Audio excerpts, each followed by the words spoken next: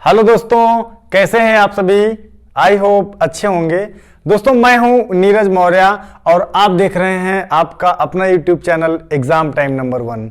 तो दोस्तों आपको पता है कि क्लास 12th के कुछ वीडियो आप लोगों को मिल चुके हैं, जिसमें से हाइलो एल्केन चैप्टर के बारे में हम लोग डिस्कस कर रहे थे और उसके कुछ वीडियो आपको मैंने दिए हैं, जिसमें से आपको पता है कि हाइलो एल्केन चैप्टर चल रहा है और उस हाइलो एल्केन चैप्टर में जो है हुंसडीकरण अभिक्रिया और कार्बन टेट्राक्लोराइड ऐसे कुछ वीडियो आपको जो है मिल चुके हैं।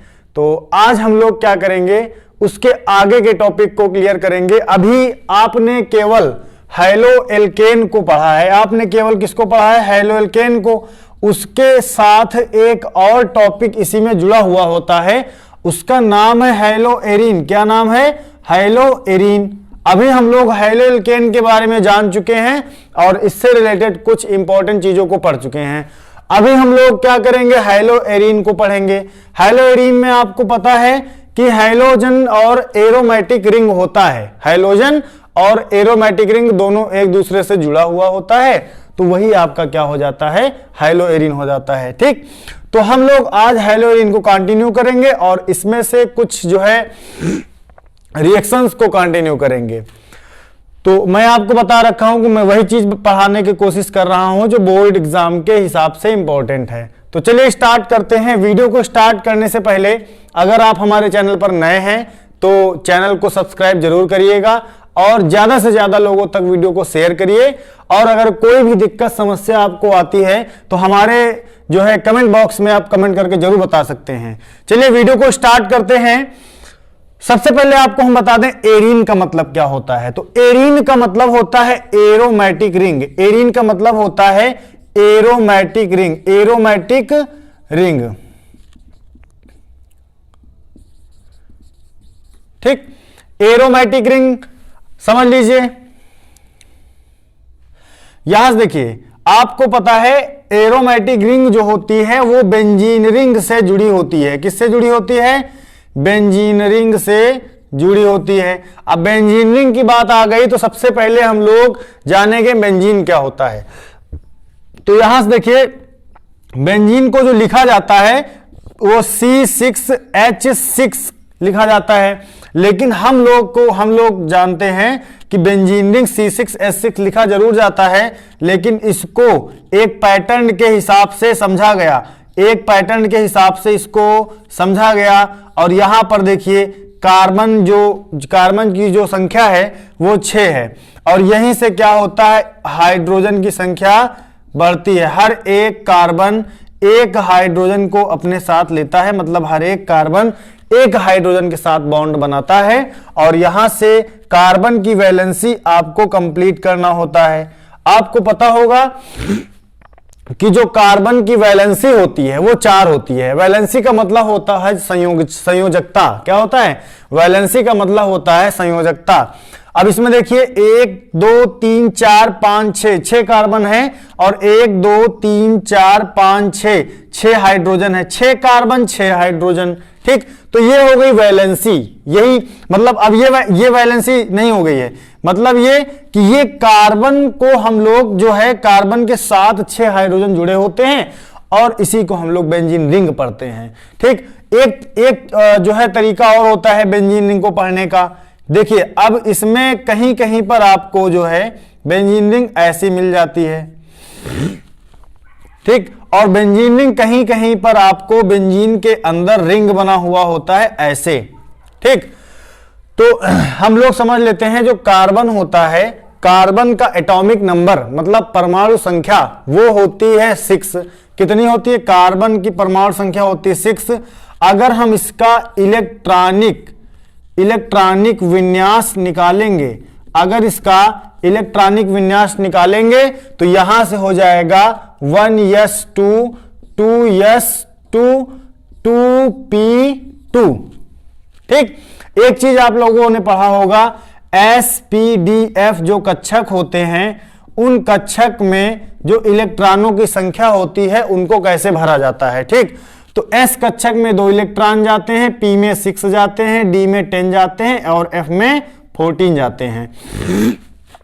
उस हिसाब से यहां पर देखिए 1s, s में 2 इलेक्ट्रॉन जा चुके हैं, तीसरा आगे नहीं जा सकता।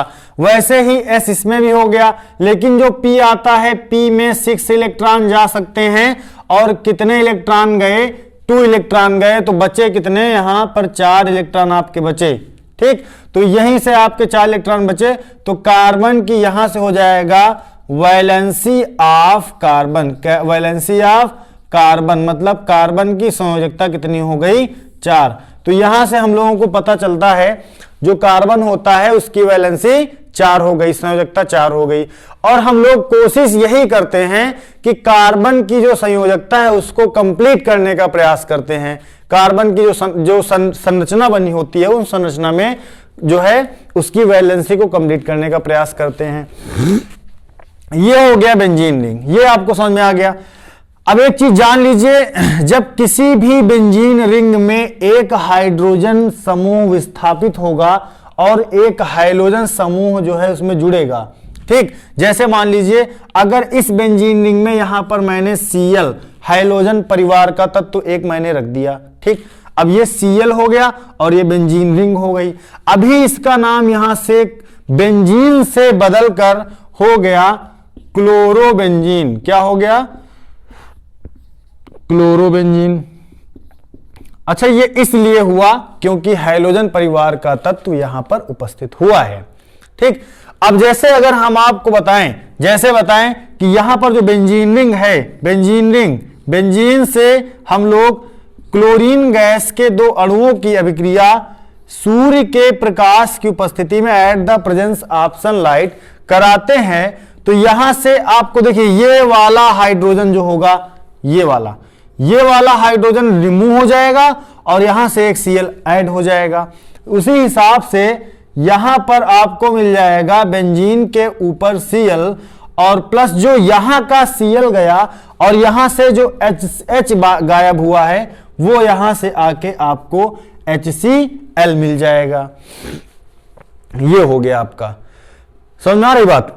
तो ये आपको मिल गया क्लोरोबेंजीन। अच्छा, ये क्लोरोबेंजीन भी है और हैलोएरीन भी है। इसको हम लोग हैलोएरीन भी बोल सकते हैं, इसको हम लोग हैलोएरीन भी बोल सकते, नहीं बोलते हैं। ठीक, इसीलिए क्योंकि इसमें हाइड्रोजन भी है और एरोमेटिक रिंग भी है। ये बात आपको समझ में आई कि नहीं आई, इतना मैंने आपको बताया। अब इसमें देखिए यहां पर जितने भी बेंजीन रिंग से रिलेटेड होंगे, मतलब जैसे अगर इसके फॉर्मूले कुछ आप लोग यहां पे देख लीजिए बेंजीन रिंग से रिलेटेड।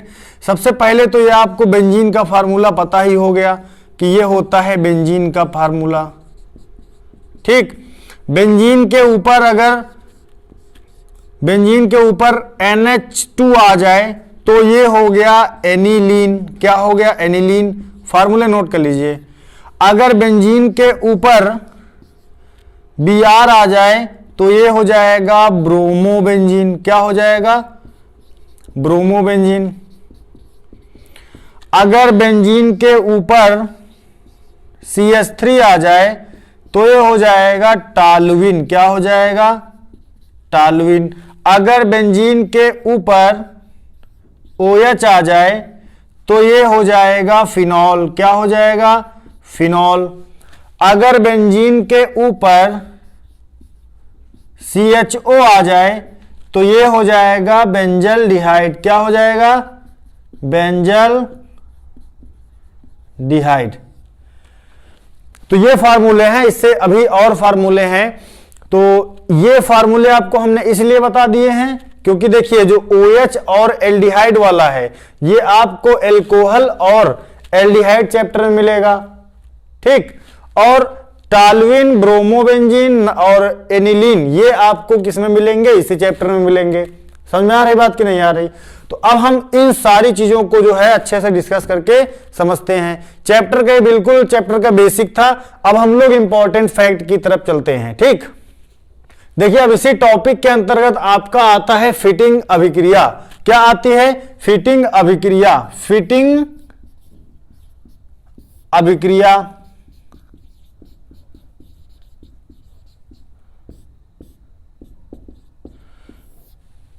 फिटिंग अभिक्रिया बहुत ही इंपॉर्टेंट है, ये भी आपकी जो है नेमिंग रिएक्शन में है। नेमिंग रिएक्शन में अभी मैं आपको चैप्टर वाइज जो है अभिक्रियाएं बताते चल रहा हूं, फिर लास्ट में जब सारी अभिक्रियाएं खत्म हो जाएंगी फिर एक वीडियो आपका सारी अभिक्रियाओं का बनाएंगे, जिसमें से सारी रिएक्शन आपकी एक साथ होंगी और उसमें से जो है लगभग 12 से 15 रिएक्शन कराएंगे, जिसमें से 3 या 4 रिएक्शन आपकी फंस जाएंगी बोर्ड एग्जाम में। ये मेरी गारंटी है, ये मेरी गारंटी है कि 3 या 4 रिएक्शन उसमें से फंस जाएंगे। चलिए देखिए अब फिटिंग अभिक्रिया, ठीक, फिटिंग अभिक्रिया को हम लोग कैसे समझेंगे।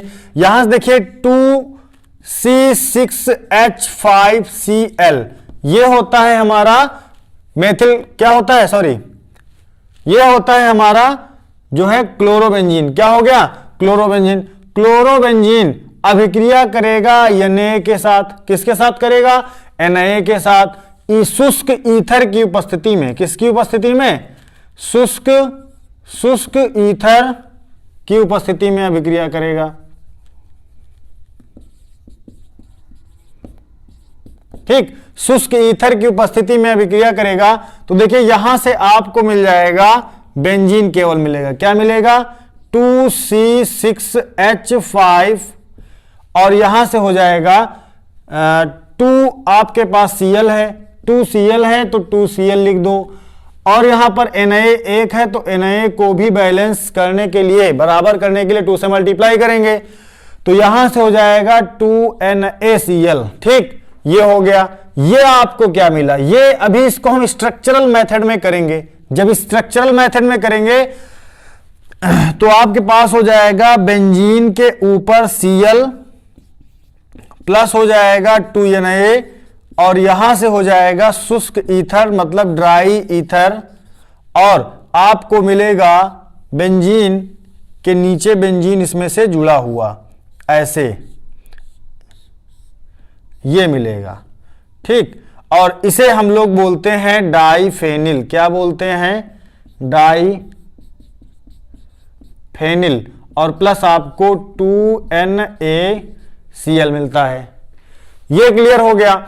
अब आपको बताया गया कि जब कोई भी अभिक्रिया की जाती है, रिएक्शन की जाती है, तो उसकी क्या लिखते हैं, थ्योरी लिखते हैं, मतलब उसको हम लोग एक परिभाषित करते हैं कि इसमें जो है क्या क्या किया गया और किस हिसाब से क्या प्राप्त हुआ, इस चीज को हम लोग जरूर करते हैं। यहां से देखिए हम लोगों को पता है कि जब क्लोरोबेंजीन के 2 अणुओं को बेंजीन के 2 अणुओं को, जब क्लोरोबेंजीन के 2 अणुओं को शुष्क ईथर की उपस्थिति में, शुष्क ईथर की उपस्थिति में क्रिया कराते हैं, तो शुष्क ईथर की उपस्थिति में क्रिया कराते हैं तो डाईफेनिल प्राप्त होता है, डाईफेनिल प्राप्त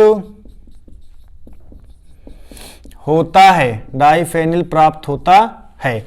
तो ये आपकी हो गई फिटिंग अभिक्रिया। समझ में आ रही बात कि नहीं आ गई। चलिए ये हो गया। अब इसके बाद हम लोग देखिए कुछ और आपके जो है बनते हैं क्वेश्चन। इसमें से एक बनता है आपका नाइट्रीकरण। क्या बनता है, नाइट्रीकरण। नाइट्रीकरण किस चीज का करेंगे हम लोग, नाइट्रीकरण हम लोग करेंगे बेंजीन का। किसका करेंगे, बेंजीन का। ठीक, नाइट्रीकरण करेंगे बेंजीन का। ठीक, तो इसको भी ध्यान से समझिएगा। नाइट्रीकरण आपको हम बहुत ही आसान भाषा में समझाएंगे, बहुत ही आसान भाषा में। ठीक, नाइट्रीकरण को बोलते हैं नाइट्रोजेशन, नाइट्रोजेशन।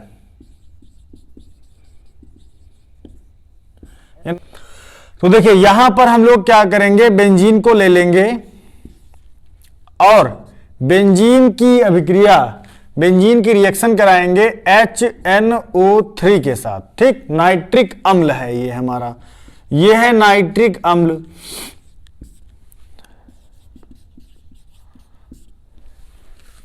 नाइट्रिक अम्ल के साथ अभिक्रिया कराएंगे तो हमको देखिए यहां पर क्या मिलेगा। यहां पर देखिए ये आपका क्या हो गया, बेंजीन हो गया, और ये आपका नाइट्रिक अम्ल हो गया। ठीक, ये बहुत बार बोर्ड एग्जाम में पूछी गई है। ठीक, तो देखिए यहां पर हम क्या करेंगे, उत्प्रेरक भी ले लेंगे, मतलब at the presence of H2SO4। ठीक, सल्फ्यूरिक अम्ल की उपस्थिति में हम क्या करेंगे, क्रिया करेंगे। तो यहां से हमको देखिए क्या मिल जाएगा, यहां से हो जाएगा बेंजीन के ऊपर H रहेगा। ठीक, और यहां पर देखिए एक चीज और जान लीजिए, आपको एक चीज और हम बताना भूल गए हैं, यहां पर देख लीजिए ध्यान से। यहां से आपका जो बेंजीन होता है उसमें किसको क्या पढ़ते हैं, मतलब इसको पढ़ते हैं पैरा, इसको पढ़ते हैं आर्थो, और इसको पढ़ते हैं मेटा। ठीक, पैरा, आर्थो, मेटा, फिर इसके सामने वाले को पढ़ते हैं पैरा, इसके सामने वाले को पढ़ते हैं आर्थो, और इसके सामने वाले को पढ़ते हैं मेटा। ये आपको जानना बहुत जरूरी है। ठीक, आर्थो, पैरा, मेटा। अब यहां पर देखिए इसके आर्थो में NO2 लग जाएगा। आर्थो में NO2 मतलब ऐसे इस हिसाब से लग जाएगा कि यहां का एक H और यहां पर एक H होता है। कैसे, यहां पर देखिए कैसे एक H होता है। यहां पर आपको पता है कि हर एक कार्बन के साथ एक हाइड्रोजन बॉन्ड होता है, हर एक कार्बन के साथ हर एक हाइड्रोजन बॉन्ड होता है। ठीक, अब यहां से देखिए अगर यहां पर कोई चीज उपस्थित है तो ऑलरेडी कोई दिक्कत नहीं, लेकिन यहां पर अगर कोई चीज आके जुड़ रहा है तो ये चीज हटेगा, H हटेगा, हाइड्रोजन का प्रतिस्थापन होगा, तभी दूसरा कोई जो है यौगिक आकर यहां पर जुड़ेगा। ये आपको क्लियर हो गई बात। तो यहां से देखिए हो जाएगा, यहां से H, एक H इसका निकला, H2 और एक ऑक्सीजन इसका बचा, तो H2O बाहर हो गया, क्योंकि यहां पर दो ऑक्सीजन, 2 1 3, देखिए 2 1 3, 3 ऑक्सीजन आपके पास हैं। यहां पर हम क्या करेंगे, एक ऑक्सीजन, अब इस पूरे बॉन्ड को ले आओ, इस पूरे बॉन्ड को मतलब इस पूरे स्ट्रक्चरल फंक्शन को यहां पर ले आओ, स्ट्रक्चरल ग्रुप को यहां पर ले आओ, ग्रुप को, और NO2 के साथ NO2 की रिएक्शन अगेन में करा दो HNO3 के साथ। सूर्य का प्रकाश, सल्फ्यूरिक अम्ल उपस्थित रहेगी आपकी। तो यहां से देखिए फार्मूले में थोड़ा सा परिवर्तन होगा, H यहां पर हो जाएगा, NO2 यहां पर हो जाएगा, और इस मेटा को छोड़कर पैरा में फिर लग जाएगा NO2 और H2O फिर बाहर निकल आएगा, और यहां का जो H होगा हट जाएगा, दूसरा आके यहां पर जुड़ जाएगा, H हटेगा, दूसरा यौगिक जुड़ेगा। ये क्लियर हुई बात। फिर हम लाएंगे इसको ले आएंगे यहां पर H, यहां से हो जाएगा NO2 और यहां पर हो जाएगा NO2। Again reaction HNO3 nitric acid at the presence of sulphuric acid. Structure में थोड़ा सा परिवर्तन फिर होगा, और यहां से देखिएगा